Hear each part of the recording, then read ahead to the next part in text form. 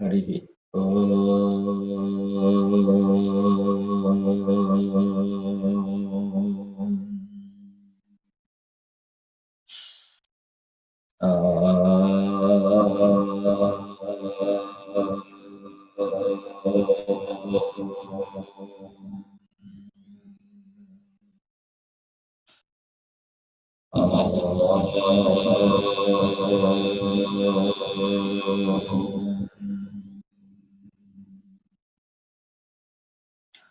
योगेन चित्तस्य पदेन वाचा मलं शरीरश्च च वैद्यकेन योपाकरोतं प्रवरं मुनीनां पतञ्जलिं प्राञ्जलिरानतोऽस्मि। ॐ शान्ति शान्ति शान्तिः. Okay, good morning all. So we are seeing Patanjali Yoga Sutras, and in that Yoga Sutra number 29 we have seen where there are Ashtanga Yogas.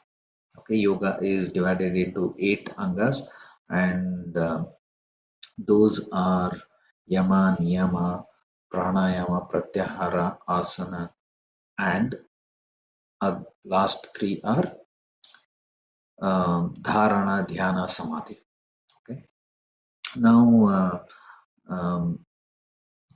Patanjali Maharshi is taking us in detail in each of these angas, each of these limbs of yoga. So first one is yama. Yama, let us look at the sutra itself. What Patanjali Maharshi says in this sutra is, okay, ahimsa astheya, ahimsa satya astheya, brahmacharya aparigraha yamaha. I will repeat once again. Ahimsa satya astheya brahmacharya aparigraha yamaha.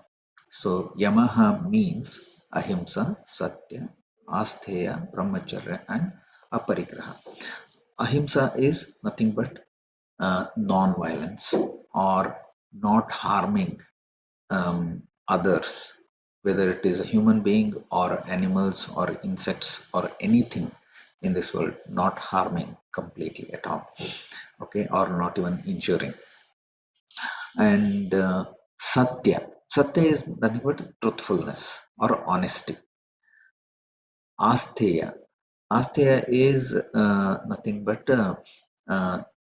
astheya is stealing. Astheya or astheya is non-stealing. Non-stealing it is not just stealing some physical things or stealing money or things like that. It is even stealing time, or stealing affection, or draining energy from somebody, with knowingly or unknowingly. um, or, or so that is asteya.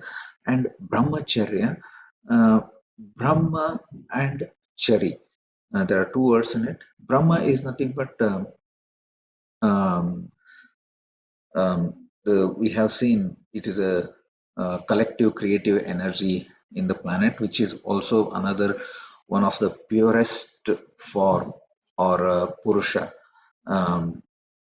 energy. And Shari is someone who is walking towards that. Okay, so that is brahmacharya. And mostly people relate brahmacharya as a celibacy, or restraining oneself from sexual conduct. It is not just that, it is beyond that. To achieve Brahma, whatever is needed, we need to restrain and go in that path. Going in that path is brahmacharya. And some people say even that if Patanjali Maharshi wanted to choose out of all these 5 aspects from yama, he would choose brahmacharya. So that is how important is brahmacharya. And also we call brahmacharis. Brahmachari is a person who is going towards, Brahma, and who has completely restrained themselves and dedicated their life just for that. So those are brahmacharis as well. And aparigraha. Aparigraha is non-possessiveness, or not holding through even. Possessiveness is not only just in the physical forms, not holding even through senses as well. Not having greed, or not having an attitude of acquiring more. I want more, I want more, I want more. Whether it is more money or bigger house or bigger car, or in physical world, and also in terms of senses uh, uh, as well. Like I want to taste this more, or I want to go and see something, or I want to have that feeling of touch, or I want to listen to something, or even with the senses. So, um, uh, so that is aparigraha and yamāḥ.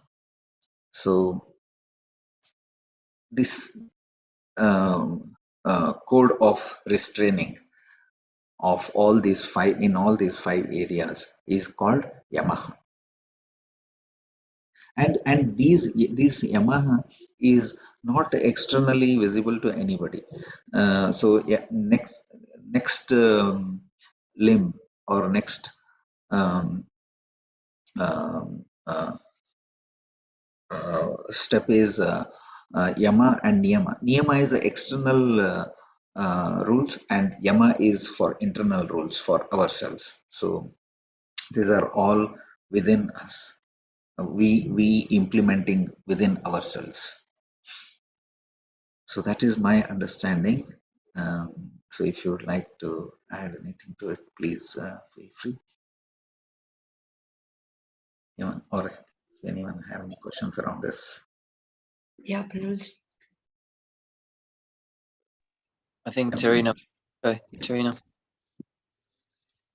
That's okay. Oh well, my question was, when does it?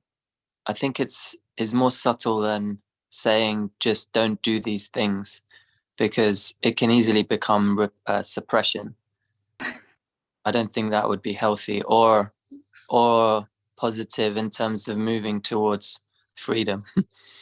So yeah, it's I think it's a world to explore, rather than say, okay, we do not do these things. Yes, that's right. Absolutely right. These are the kind of guidelines that Patanjali Maharshi has given us, and it there is he never said, like, it is a path we are traveling into. And yeah, I heard something great about it's very similar to the Bible, where the 10 Commandments, where it's you shall not do this, you shall not do this, and then I heard someone say maybe it is the other way around, that when you attain knowledge and truth, naturally you will not do these things. Yes. It almost works both ways. It's not like a rule, it's actually the outcome of when you've practiced. Naturally, you will not be attached to things. Yes. And also, sorry, go ahead. Yeah. And at the same time, of course, it works both ways. Like, yes. And even in the previous few slokas, Patanjali Maharshi even said that you will pass through these, even probably we have stolen some things. We will pass through these stages only after doing it. For example, we have come through different lives, if we believe that, or in previous lives we might have been some animal which has only instinct, only that particular instinct. For example, snake, if you touch it, only thing is that it probably bite. Or dog, it will only bark, or it will come and bite, or whatever. So those are instinct. Only after doing all those things, we have come to this state where we have human beings and intellect and ability to think what we are thinking right now. We have passed through those things. So we have still a lot of things to pass through, but it is, in a way, if you look at it, it is a knowledge that Patanjali Maharishi gave us, is one way, or we are already following that, or we are going to follow that, or the some people are already videhis, who don't need any of this. They just go to straight away sadhana and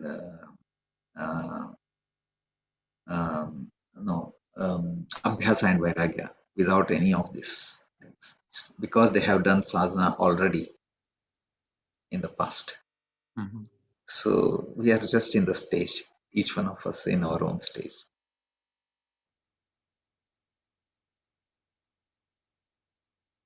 So no restrictions.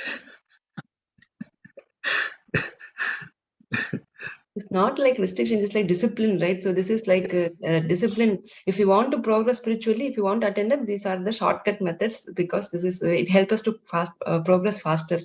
And this is basic discipline actually. We will have all these characters from our previous births and previous lives. But if you want to attain spiritual, they say violence and spiritual doesn't go together.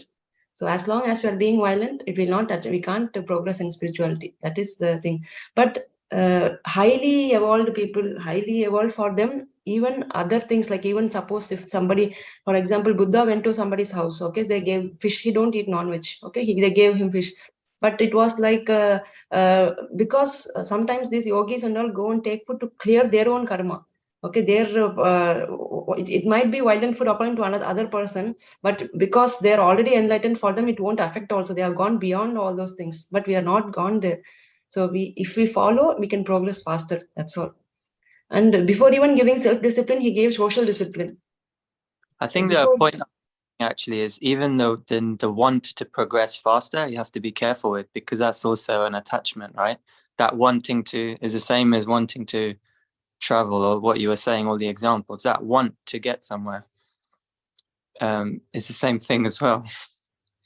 So it's, I'm just pointing out that you can't just not be violent. First, you have to know why you're being violent as well, because otherwise it's just suppressing it, and then you're not actually clearing the source. And with practice, we'll come to understand, oh, this is like this is what it affects. And actually, each of this yama itself, we can take one day and discuss. Actually, there is a lot of things inside that, each one.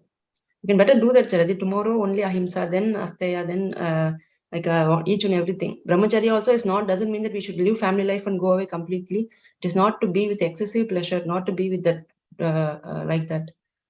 We can do that. Yeah, we can look into each of these. So one's thing, because it's more important to know these 8 limbs, because this is basic ones we have to understand. Yes. There's already time already, but everybody's up for it. It would be good to go on it, because I tend to agree with Pranaji, because like when I hear non-violence, there's an immediate meaning of what violence means. But if I have a hateful thought, am I violating this? Everyone has a meaning for it, so we can't really judge any non-violent actions, because there's an intent and a motivation that everyone has, and we're not, like, each individual isn't privy to someone else's intent or motivation. And I think that for me is like, well, it's not clear cut. There's a meaning for all of this. So yeah, it would be great to kind of go a bit in depth for each. Yeah, sure. Yeah, let's do that then. Tarinaji had a question, I think. It was just a quick adding. What in one of the translations, it coupled receiving, which I found very interesting. Receiving gifts as part of that stealing, which I'd never thought of it as that. But I guess we can look at it tomorrow. So, yeah. Yeah.